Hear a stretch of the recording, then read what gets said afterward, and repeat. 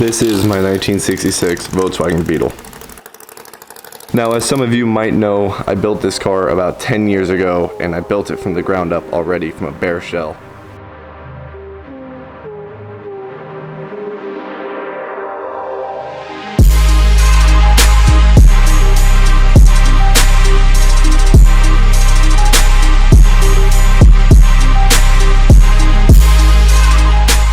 With a 2276cc engine and a supercharger on top of that, huge wide body, it just stands out so much. This car has always been a huge love of mine.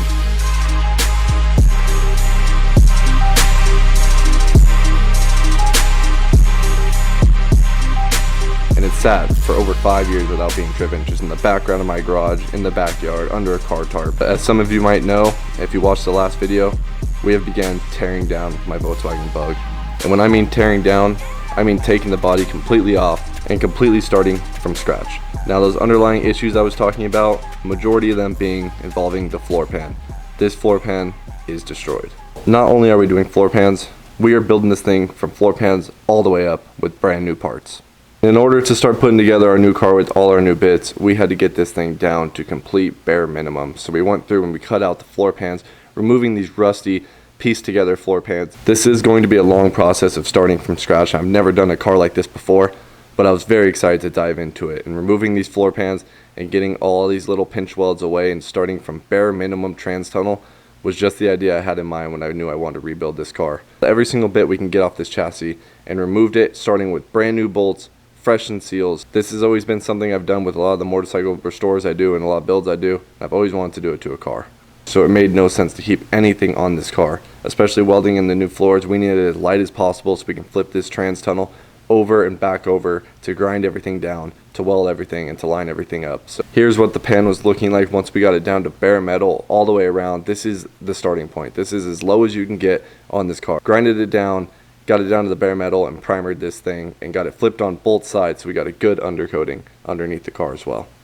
Alright, bug frame is all primered. It looks absolutely amazing. I'm going to come in here and just rough it up with the Scotch-Brite, and then I got what we're going to be using for the frame, which I've been wanting to try for a long time, which is steel. It's stainless steel coating. It actually has stainless steel in the paint, and it's supposed to be just insane durable, make it where it's pretty much rust proof and very, very strong coating on it. So before we finalize everything and paint it, we have a few things to do back here. Because these are a straight axle transmission, the lower you go, the more camber you're going to get naturally. There's pretty much no way to get rid of the camber on this car. But one alternative to do is to raise your transmission and your motor up.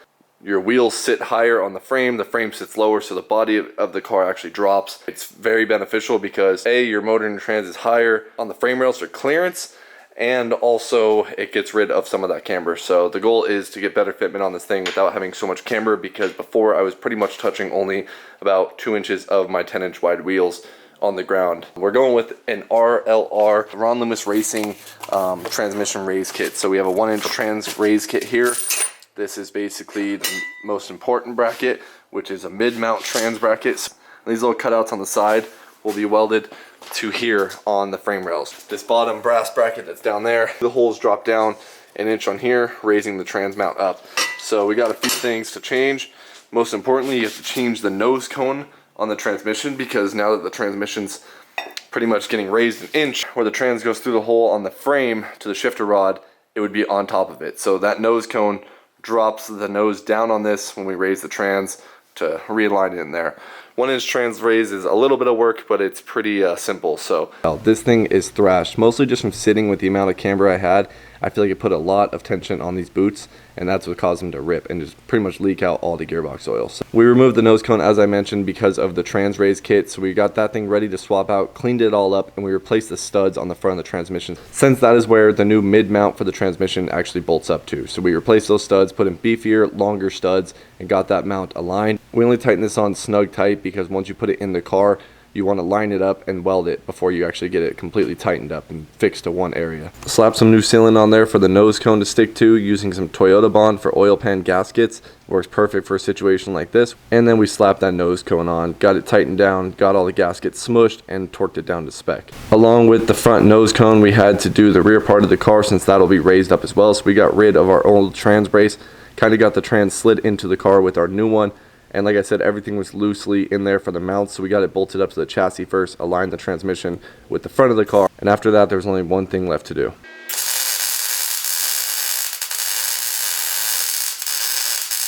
After getting it tacked in, we went ahead and removed everything so we could finish up our welds, and I didn't want to get it too hot and have the frame rails bend in, even though they did a tiny bit with my strategy already. But if I went for full welds down this thing, they would have bent in a bunch. So we went through and did smaller welds, kind of just connecting everything through, because it is just thin steel right there as well. So this mount is a lot thicker than the actual chassis. But we got everything on there, and as you can see, we slapped a floor pan in. So this is what it looks like once we already cut up the floor pans, because they do not fit from factory. As you can see here, this is how they ship them to you, and I was assuming that they come pre-cut to size, but I found out that I bought basically a cheaper model. There is one that you can buy from, and they have pre-cut pans that fit better. This one we had to go through, line everything up, and cut it. So this is what the finished side looks like. We took measurements all over this pan to get the other driver's side to match up, but we got this side very nice, sitting flush in all the corners all the way around. It ended up being almost an inch all the way around the whole perimeter, where you had to cut, and really close to kind of where the frame rail was. So we measured everything matching the pans and got this one lined all up. We measured from this hole basically to the trans tunnel to see exactly how much pan was left. Otherwise we had no other measurement to go off since you're cutting the inner part.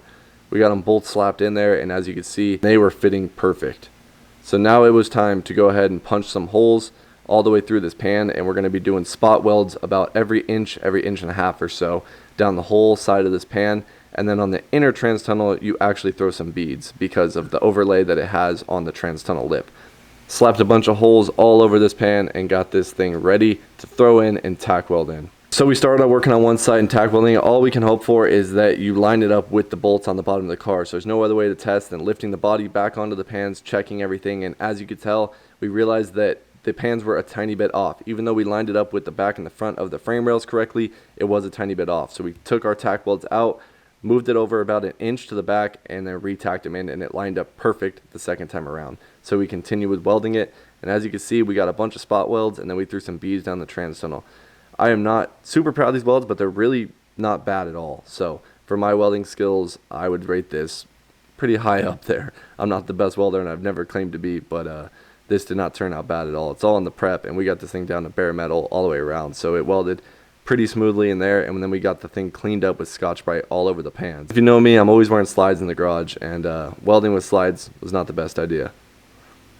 After the welds and getting everything primered on the pans, we ran some body sealant all the way through over the welds just to prevent moisture coming from underneath the pan. We did this on both sides of the car and got it seamed very, very well. So we put a tape line on that, and that bad boy looks good. It's not going to be yellow because we're going to be painting it soon.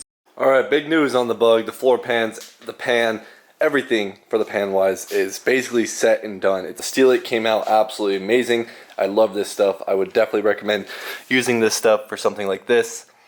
But as you can see, we got a nice line of sealant covering all the welds now. Everything is all good, and everything is Steelite. And as you saw, we did the under and the top, and it looks flawless, dude. These pans were already painted, but we scuffed them up and then resprayed it with this, and now the whole thing matches, and it just looks absolutely killer.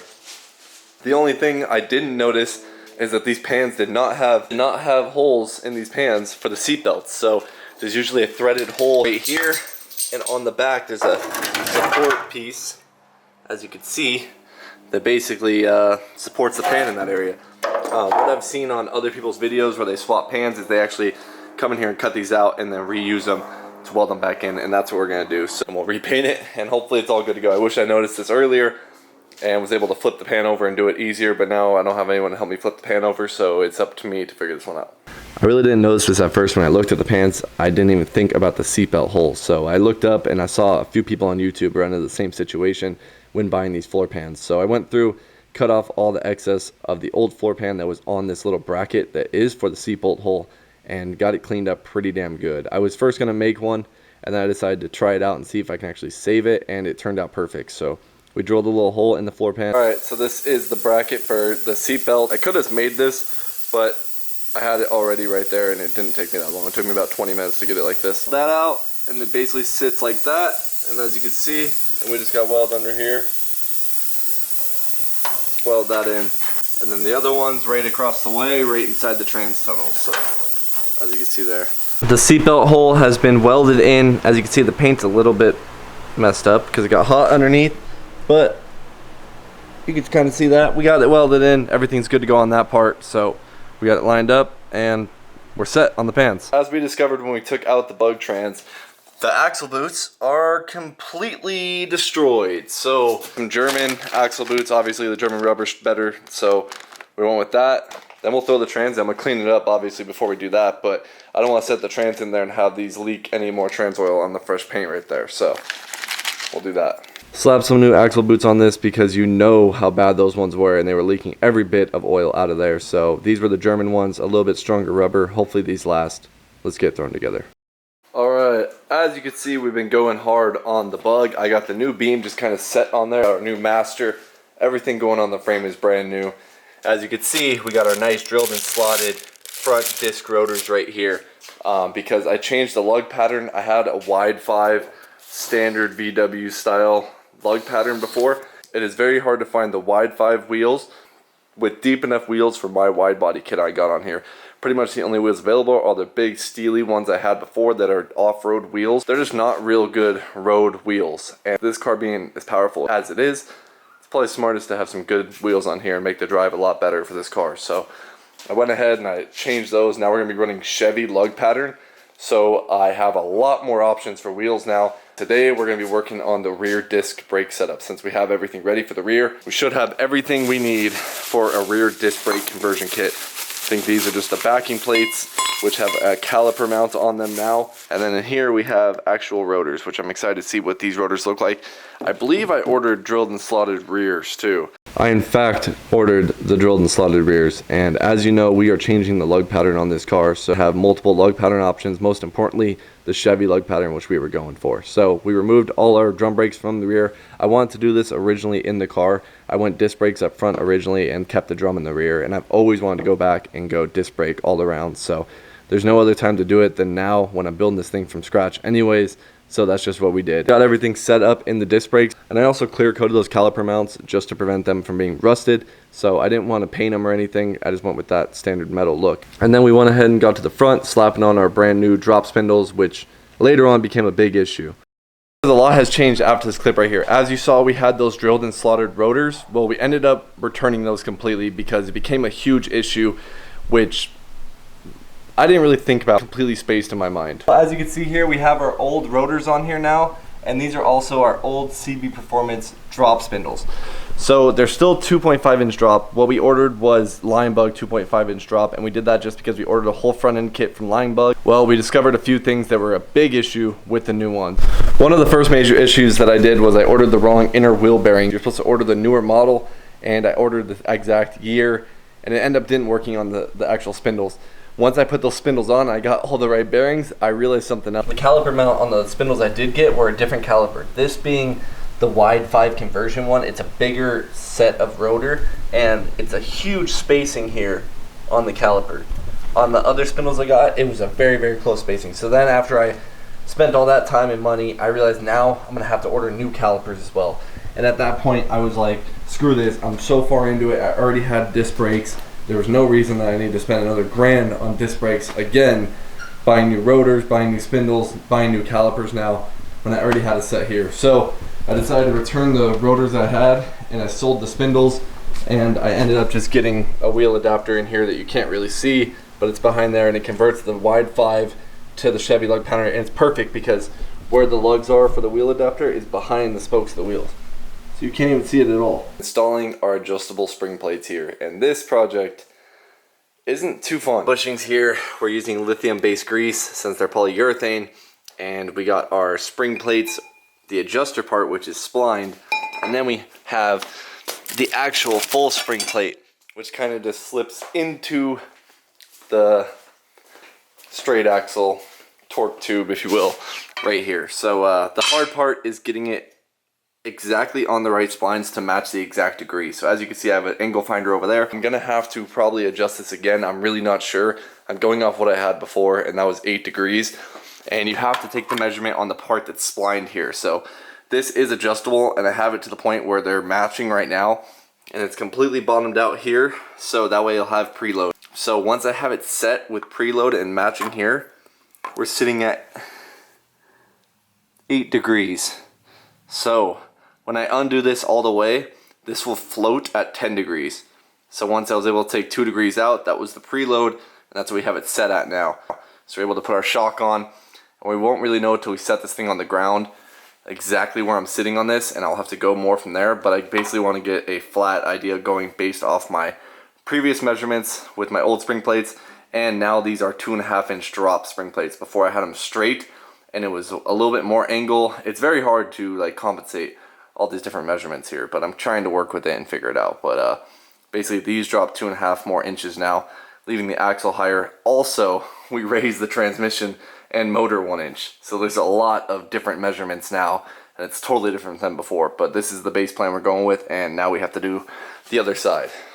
Our last update on the Bug, we got the back brakes on. It is time to get the front wheels together, and no other time but now to throw this motor in. I've always wanted to see a Bug like this. I've seen it all over on pages of a rolling chassis with the motor sticking out like this, and I always thought it looked sick. So I was glad I was able to do this, and we actually needed to do it anyways. So this is where we currently stand with the Volkswagen Bug build. We have literally went down to bare bones, completely to scratch, just to the trans tunnel, and I've rebuilt this car back to a rolling chassis all in this video. So now I have went through and installed more than I showed you guys last time, because I kind of just been going in day by day, randomly working on this, so it's a little hard to pull out the camera and get to it.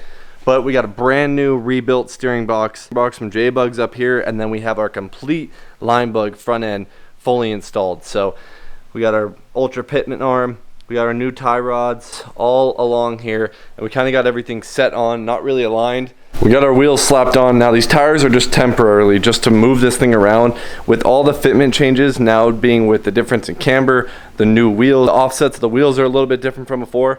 I didn't want to spend money on tires yet and then have a little bit wrong fitment, so I went ahead and threw my old tires on, so then we can set the body on the car with the fenders, get an idea of where our tires are now. Maybe we can run a little bit fatter tires, less stretch in the rear, or maybe we need to run a little less tall in the front because they were rubbing on the headlight bucket.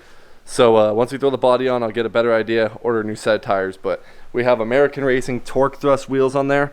We got some 15-inch wheels all around. The backs are 10-inch wide, and they're really deep dish like we had before. Now with our new lug pattern, our Chevy lug pattern, as we changed the rotors and everything on there, and we got our disc brakes obviously on the back. So we got everything now hooked up brake line wise. We have our e-brake lines ran all the way up to here. I can just throw my e-brake handle on now. Right now what I wanted to do, and the reason I have it as sitting with the motor in, we're going to set the body on here, and after we raise that trans 1 inch, we really have to make sure that this is clearing on the back firewall where the car kind of comes down where the hood would meet, right here in this area. So I'm scared it's going to be hitting right there now. Truly only one way to check that, and that's to set the body on the car. So now that we have it in this position, I'm able to do that. We'll just lift the body up, literally set it right on top of the car. It might take a few people to do that to make sure we don't drop it, but everything's looking good. This is where we're going to end it right now with the Volkswagen Bug. We have a lot to do still, and we got so much done in this video. We literally converted this thing from a raw transmission tunnel basically all the way to a rolling chassis again. So it's starting to look like a car again. We got our beautiful 2276 supercharged air-cooled engine sitting in the back here with all our fresh goodies down the entire chassis. We have completely took my dream car and we're rebuilding it from scratch. And this is just really still the beginning. There's so much to come, and we have so many parts in full interior and everything. All the parts are already here. So now it's time to slap this thing together. Stay tuned for the next video, and I'll see you guys in the next one.